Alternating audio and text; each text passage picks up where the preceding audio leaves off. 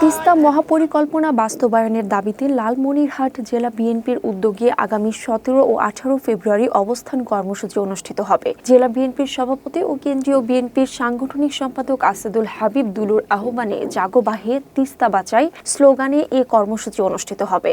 এ উপলক্ষে শনিবার তিস্তা ব্যারেজ এলাকা পরিদর্শন করেন কেন্দ্রীয় বিএনপির নির্বাহী কমিটির সদস্য ব্যারিস্টার হাসান রাজীব প্রধান এবং সাংবাদিকদের সঙ্গে বিভিন্ন বিষয়ে কথা বলেন।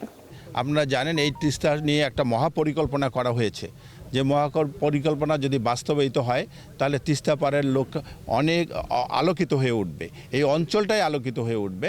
এখানে তিস্তার দুধারে পাথওয়ে হবে এবং এখানে ইকোনমিক জোন হওয়ার কথা, যেখানে অনেক দেশি বিদেশি ইনভেস্টররা ইনভেস্ট করবে এবং এর পাশে রিসোর্ট হবে। এখানে আমাদের কর্মসংস্থান তৈরি হবে। যে তিস্তা আমাদের দুর্দশার কারণ বর্তমানে, এই আমরা মনে করি যে এই মহাপরিকল্পনা যদি বাস্তবায়ন হয় তাহলে এটা একটা আমাদের আশীর্বাদ হবে। এই কারণে আমরা বর্তমান অন্তর্বর্তীকালীন সরকার ক্ষমতায় আছেন, আমরা চাই এই তিস্তার মহাপরিকল্পনা বাস্তবায়ন হোক এবং এই তিস্তা পাড়ের মানুষগুলোর দুর্দশা লাঘব হোক।